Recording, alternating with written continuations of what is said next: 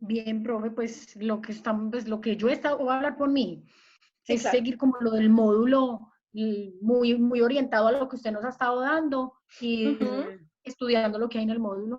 Ok, perfecto. Esa es la idea que nos sirva de punto de partida, como punto de referencia para ir enfocándonos y dedicándonos, alineándonos a todo el tema como tal de la contabilidad. Pero para llegar al tema de la contabilidad tenemos que tener bien afianzados los criterios y los conceptos de la parte presupuestaria, ¿cierto? Entonces, vamos a trabajar ahorita, vamos a darle continuidad.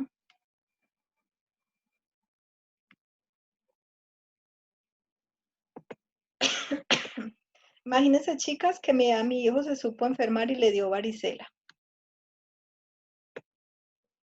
Entonces, ¿en cuarentena o dentro de la cuarentena? Ay, profe, ¿Nada? esos son muy contagiosos. Y a mí me dio viruela, varicela, todo excepto no me dio varicela, me dio viruela, sarampión, papera. Entonces me toca también estar ausente dentro de la casa por el mismo tema. Eso es una belleza. Bueno, niños, vamos a arrancar. Vamos a arrancar. Entonces, dentro de la estructura presupuestaria vamos a tener claridad de todos los conceptos del presupuesto. Como ya sabemos, entonces vamos a tener en el presupuesto los ingresos, donde vamos a tener todo el flujo de recursos que se clasifican. ¿Cómo se clasifican los ingresos? Se clasifican en ingresos como recursos de capital, contribuciones, los ingresos para fiscales, los fondos especiales, los establecimientos y las transferencias. Bueno, que me deje esta linda tos. Adicionalmente vamos a tener el tema de los gastos. El tema de los gastos, como ya sabemos, son las erogaciones y la estructura para la ejecución de los presupuestos, como son en los gastos de infraestructura, el servicio de la deuda, la inversión y el déficit fiscal. ¿Sí? Entonces, basado en esto, vamos a tener cuáles son los componentes del presupuesto, cómo son las etapas del presupuesto. Entonces, en la exposición de motivos, cuando el administrador viene y sustenta el presupuesto, lo primero que debe realizar es la exposición de motivos. ¿En qué consiste la exposición de motivos? ¿Recuerda alguno en qué consiste esa exposición de motivos? En la exposición de motivos es la sustentación que el administrador le da a la ejecución del presupuesto. Cuando un administrador va a ir a argumentar la exposición de motivos para la ejecución del presupuesto, pues está motivado ¿a qué? A seguir y darle continuidad al plan, al plan de desarrollo, el direccionamiento que tiene esa estructura presupuestaria frente al plan de desarrollo, para darle ¿qué? Buscar ¿qué? La calidad de vida de las personas que viven en esa comunidad y suplir sus necesidades básicas. Entonces, va a argumentar cada uno de los proyectos que tiene en soportarlos dependiendo de qué, del direccionamiento que tenemos a ese plan estratégico, de las necesidades que tienen las comunidades en donde están cada uno de los proyectos que se van a desarrollar. Entonces, aparte de eso, pues tienen que argumentar cómo están las rentas o los ingresos de ese municipio, cuánto soporte le dan los ingresos que tiene cada uno de esos municipios. Recordemos que los municipios, ¿cuáles son los ingresos que tienen los municipios? ¿Cuáles son los impuestos territoriales? El ICA. Ese es uno de los principales. El impuesto de industria y comercio. ¿Qué más impuestos tenemos a nivel municipal? El predial. El predial. Tenemos el predial, tenemos las sobretasas bomberil. Adicionalmente vamos a tener el pago como tal que hacemos directamente en lo que tiene que ver como aportes. Tenemos los aportes para fiscales que se pagan.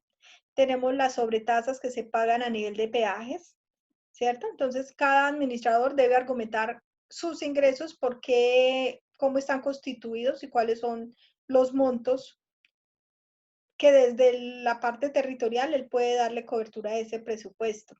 Va a argumentar cuáles son los gastos y los proyectos de inversión, y en esos proyectos de inversión va a especificar cuáles son los proyectos futuros donde va a requerir unas asignaciones plurianuales para darle sustentación a ese presupuesto.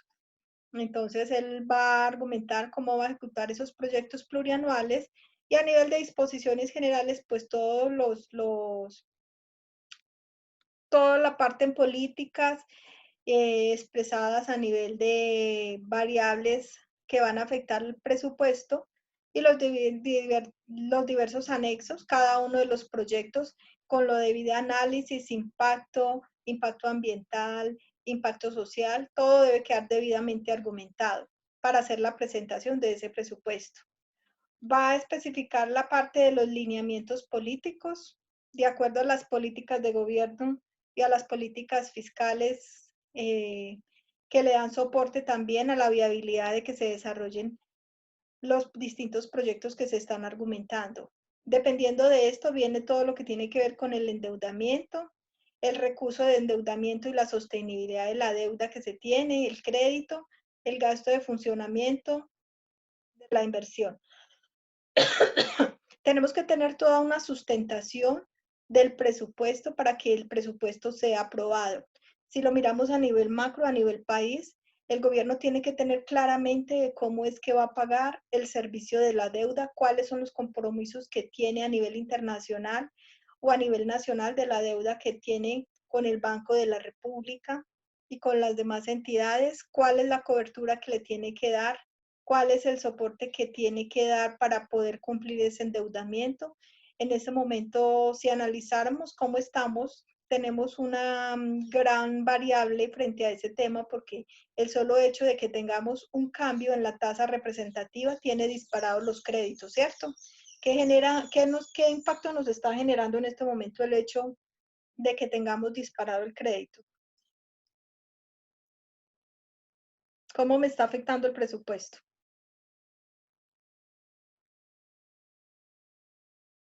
Pues lo está desequilibrando porque ya no se va a poder como llevar a cabo como se tenía programado, como se tenía planeado. Totalmente, porque si yo tenía 100 pesos para pagar la deuda, hoy ya no van a ser 100 pesos, sino 120 pesos, ¿cierto?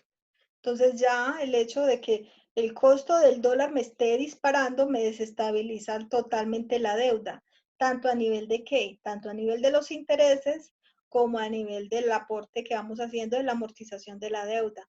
Entonces es menor plata con la que el gobierno va a contar para ejecutar los demás proyectos, ¿cierto? Visto desde ahí, ¿qué más afectaciones vamos a tener a nivel de presupuesto con todo el tema del coronavirus?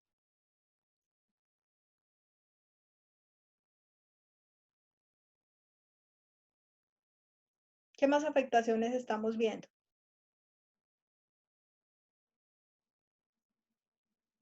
Muchas cosas, la economía está en el piso, porque imagínate, si no hay gente, ¿a quién se le va a vender y todo? Pues, no hay, Claro. es decir, aquí todo el mundo lleva en este momento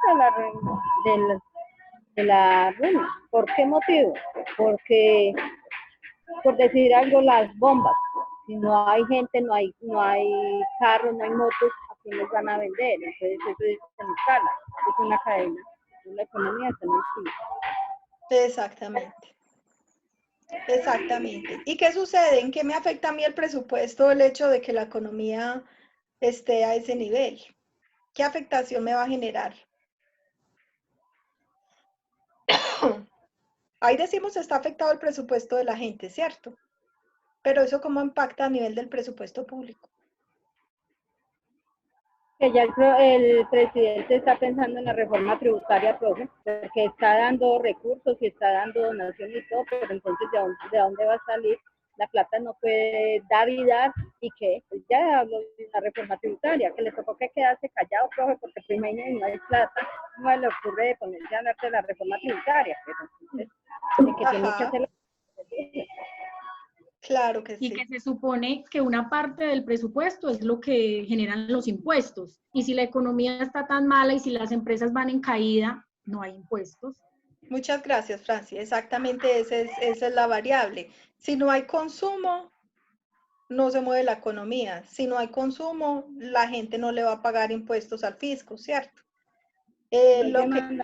Lo que ellos esperaban recaudar de impuestos está totalmente quieto, ¿cierto? Está congelado y en muchos casos las deudas se han acrecentado porque la gente no tiene recursos para pagar los impuestos.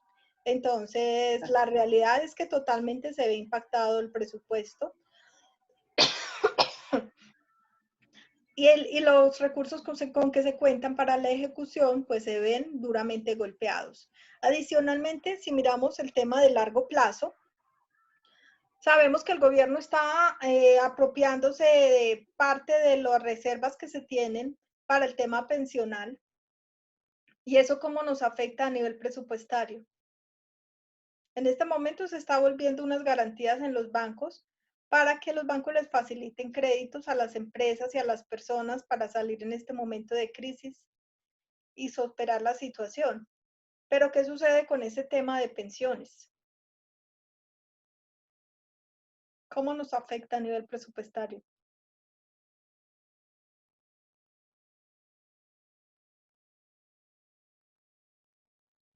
Profe, qué pena ahí, que es que también estoy haciendo tarea con mis hijos. Entonces, ¿cuál fue la pregunta? ¿Cómo afecta el tema presupuestario el efecto de las pensiones y de las reservas que se están utilizando a nivel del gobierno para disponerlas como garante y aval de los créditos para las empresas y las personas? Como que el presupuesto se está redireccionando, o sea, se está cambiando. Podría ser. Se ¿Qué nos está dice como Faisuri? Faisuri, cuéntame. Me están dejando solo participar a Marta y a Franci. Creo que el grupo tiene otras personas que necesitamos también que hagan participación. Pues, profe, que están utilizando las pensiones de las personas como para actuar en estos momentos de pandemia, pero el dinero no está llegando donde tiene que llegar. Porque eso se lo están robando. Y eso va a nivel, yo tengo una prima que ya vive en el Rocío Bajo, entonces ella tiene 4 niños y ella vive en unas condiciones infrahumanas porque vive como si fueran, que pena la expresión, pero como si fuera un galponcito de pollos. Y ella me dice que van de la secretaría, les toman los datos y que llaman de la entrada y le dan 10 mercados a 10 personas y no a nadie más. Y se llenan la boca diciendo que están repartiendo mercados, que mejor dicho, que los presupuestos, que eso a todo el mundo le están dando plata y eso es mentira.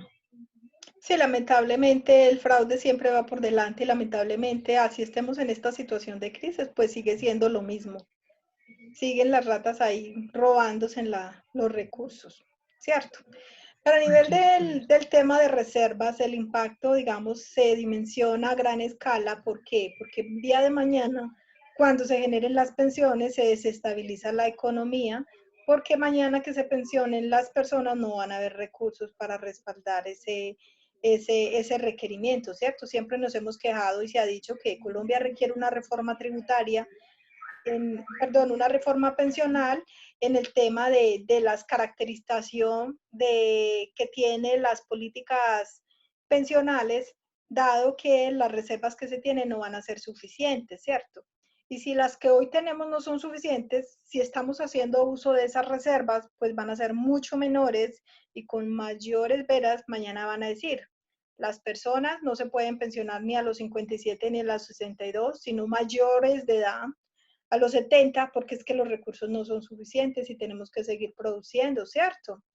Si hoy dicen, si hasta hoy, exacto, si hoy nos decían, venga señoras, las mujeres tienen la misma capacidad que los hombres y vamos a llevarle la edad de las mujeres también a 62 años, perdiendo y desconociéndosele como toda la parte débil de la mujer, la parte de la fortaleza de la mujer que se ve expuesta cuando tiene los hijos, ¿cierto?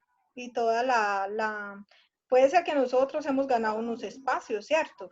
A punta de esfuerzo, hemos robado un espacio al hombre en este mundo que ha sido tan machista, en un sector que Colombia sigue siendo machista y donde la mujer sigue siendo sometida en muchos sectores de la economía. en donde la mujer no le pagan lo mismo por hacer la función que hace el hombre, simplemente por lo mismo. Así le aporte más valor agregado a los cargos, no importa, pero es mujer. Entonces, desde el punto de vista machista, muchas empresas todavía nos siguen castigando